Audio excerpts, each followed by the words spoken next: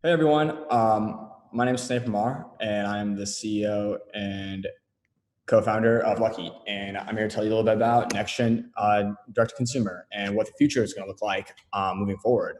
So everyone's familiar with like the basics of like retail, e-commerce, D2C, where it's been going, how it's been going. But what's really important is like to understand like how all of this started, like where the consumer purchasing behavior process started, how it's changed over the past few decades, and where it's going to go down the line. So we'll take it from the very beginning. In the past, what it really existed was retail. It's really how people started buying products. It's really where the only place people could buy products. There's a few major retailers that we all know that started these chains across the nation and then around the world. You'd go to these stores, you would look for all the products in person, you would pick up what you want, and then you would check out.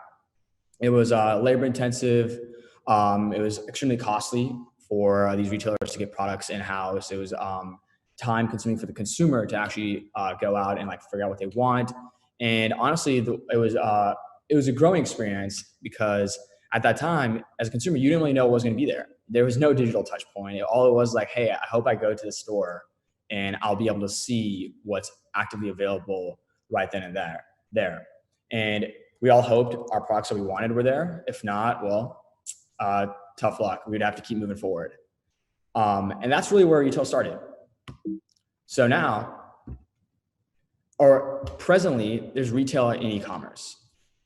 So basically what this changed to is like, there's still retailers heavily involved in everything we do in terms of what we buy, how we buy. Majority of all transactions and products that are bought are still retail focused.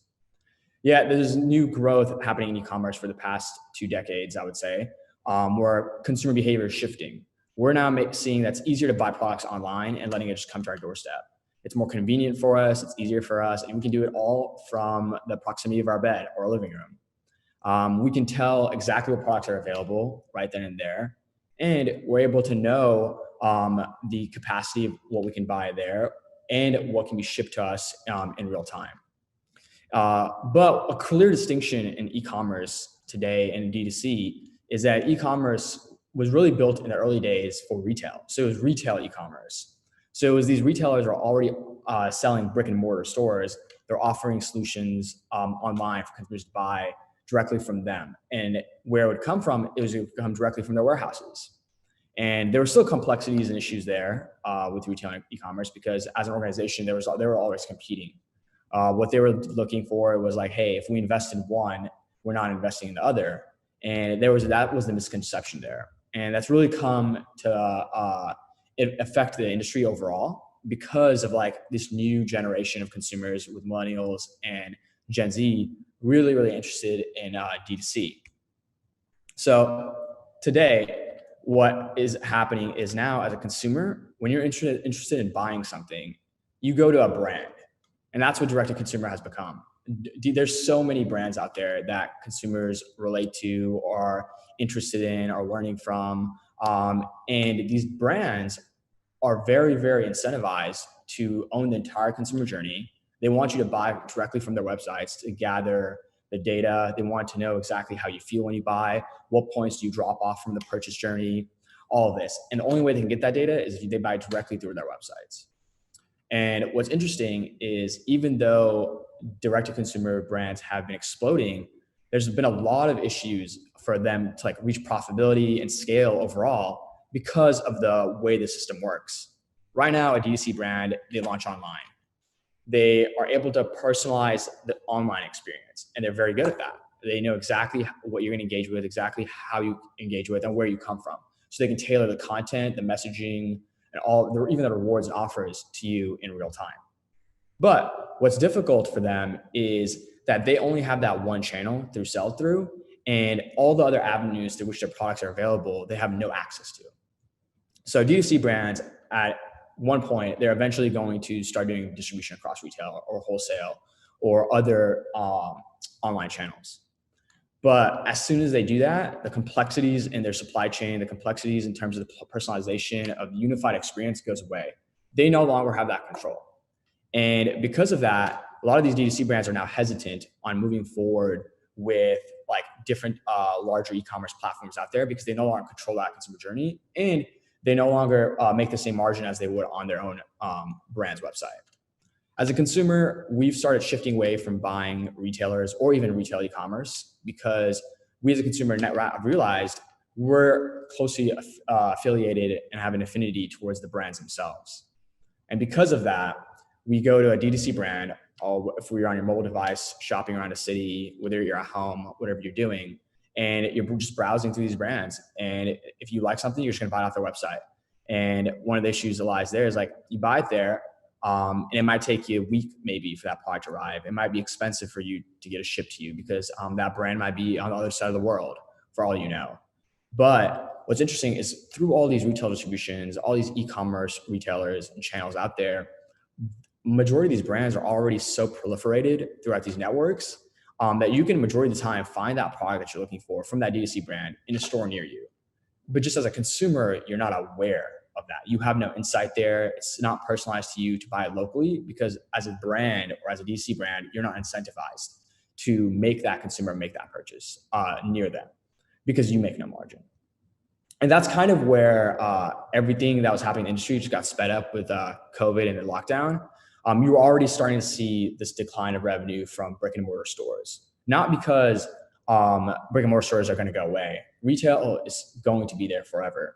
It's just going to change in the way that the model works. It's no longer going to be about like, hey, I'm going to go buy, as a retailer, I'm going to go buy wholesale products from these brands, stock them into my stores, and then hopefully consumers come by and buy those products because they're just searching and looking for products. That model is going to go away because now it's so much more convenient to buy online. It's so much more easier to buy online.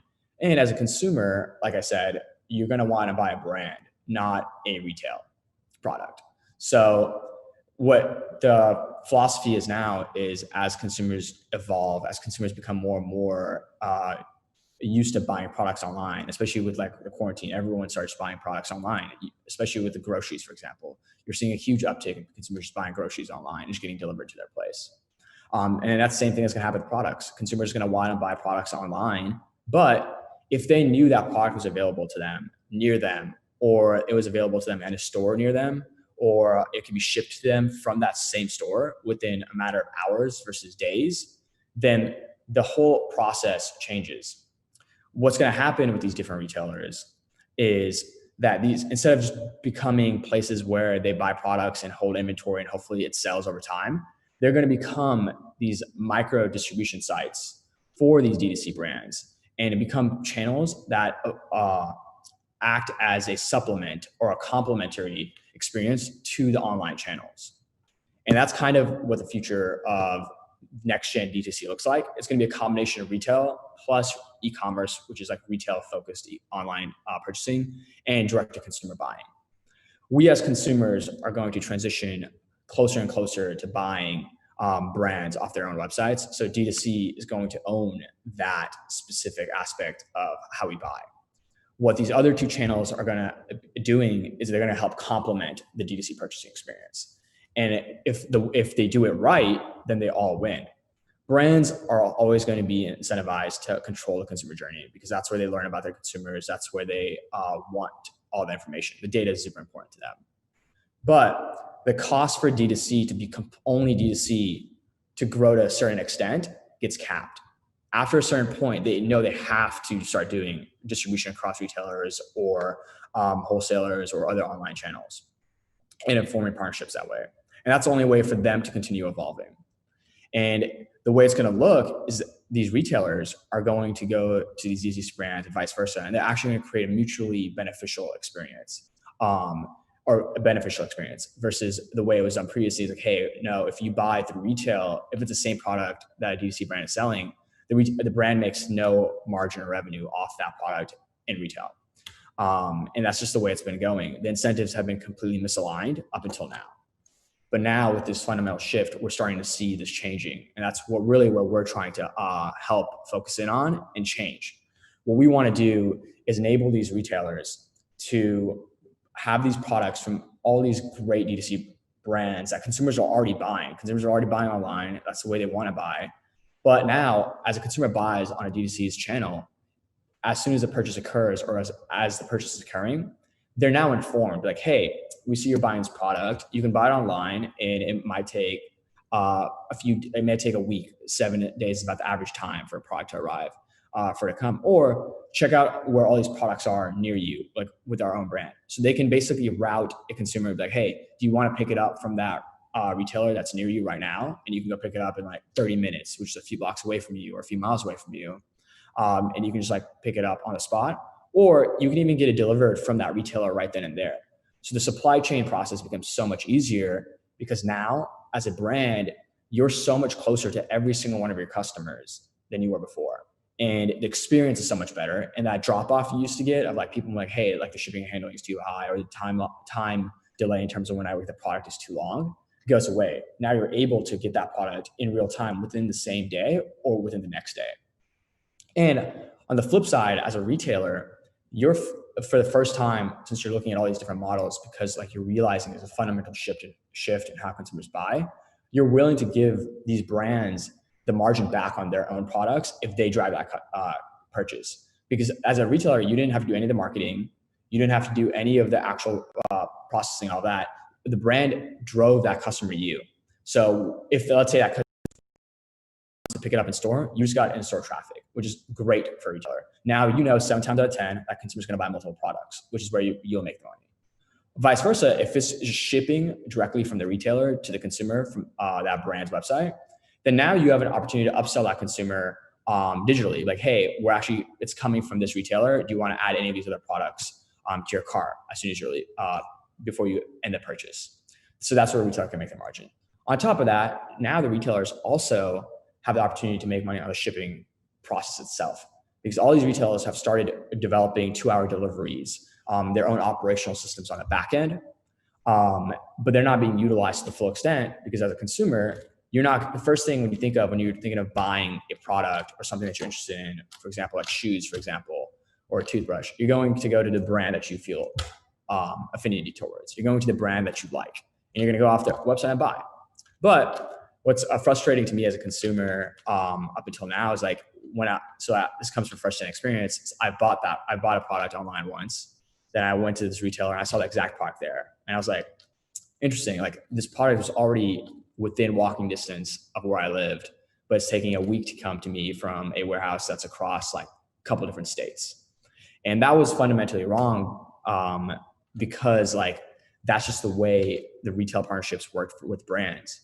And that's how retail e-commerce worked previously as well. They would only sell what's in the store for their own benefit, and brands off their own D2C websites would only sell what's online directly through their supply chain because that's where they benefited. There was never that combination or like link coming together to create a full ecosystem. And that's what we're trying to do. And that's where we see the future of D2C becoming a place where as a consumer, the only goal for the brand is to make sure you buy their product. As a consumer, I should be able to buy when, where, how I want to buy the product. So if it's in the middle of the night, if it's during the day while I'm walking down the street on my mobile device and I buy that product, I should be able to know like right then and there, like, hey, okay, you just bought this product. Do you want to pick it up in real time, like within like the next 10 minutes by yourself? I just go into that store near that comes on your way to your office or to your house, or do you just want to get it shipped in the next couple hours, or it'll be there tomorrow morning because it's going to come from a few blocks away versus like hundreds of miles. And with this ecosystem being built and a true unification of like D2C brands, retail, and e-commerce, these organizations and brands will finally be able to drive consumers to in-store or online purchases, which makes the experience better for a consumer because now they have a choice. You can do very, very location-specific rewards because like now, as you know where consumers are buying products from, you can tell them like, hey, you can go to this store near you, or we have a pop-up store right there that has those products available to check it out. And there's a seamless flow across all channels. So no matter if you're in the store buying a product, you'll be able to buy the product off your device right then and there, and it can get shipped to you directly from that store, or you'll just like pick it up right then and there, which makes it such an easier process. And as a consumer, now you start to realize like, hey, the experience is the exact same no matter where I buy. Online has been able to do a very good job of personalizing the experience right now because they control so many data points. Retail has been slowly getting there.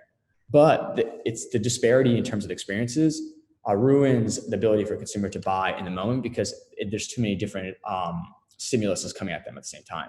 You need to make it so familiar for them to buy your product, no matter where they are, when, or how, that they buy your product. Um, so, yeah, so the future of this entire process is really about how people are going to move forward with connecting these brands with these different retailers out there. And the organizations, companies that do so is going to change how this landscape works. And at the end of the day, whether it's a retail site, if it's an e-commerce retailer, or even a direct-to-consumer brand, the end goal should be to make the experience as good as possible for the consumer. And that's what's really important. The consumer should be the focal point of any decision made by these brands or retailers. Like, how can we make their journey better? How can we make their experience better? And what can we do to make sure that they buy from us?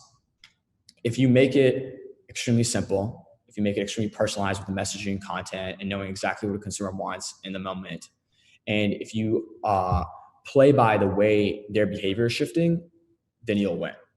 Consumers have already started moving in this direction. And I think brands have started realizing that. Retailers are now starting to realize that. But with the combination of all three, you'll be able to create this perfect omnichannel ecosystem where now, as a brand, no matter where your products are, the consumer is able to receive it and or buy it from the closest location to them. And that's what's really beautiful about buying that product in real time. It's enabling any brand to be able to create a ecosystem, a supply chain, an experience that the largest brands in the world, the largest retailers in the world have done so, but giving that ability to any D2C brand. And I think that's what's amazing. It's giving every brand opportunity to become that great organization where now you take away all the guesswork from like how to get the product to the consumer or how the experience is. You just make sure that the consumer buys your product and making a great product. And that simplifies the entire ecosystem there. Yeah, so thank you guys so much for listening into this talk. I really hope you got some information out, like the next gen D2C, where everything's going. Feel free to reach out to me if you want to learn more about what we're doing to enable this ecosystem as we move forward at sneh@luckylabs.io or reach out through PSFK. Thank you guys so much. Thanks, Jeff and Piers, for having us.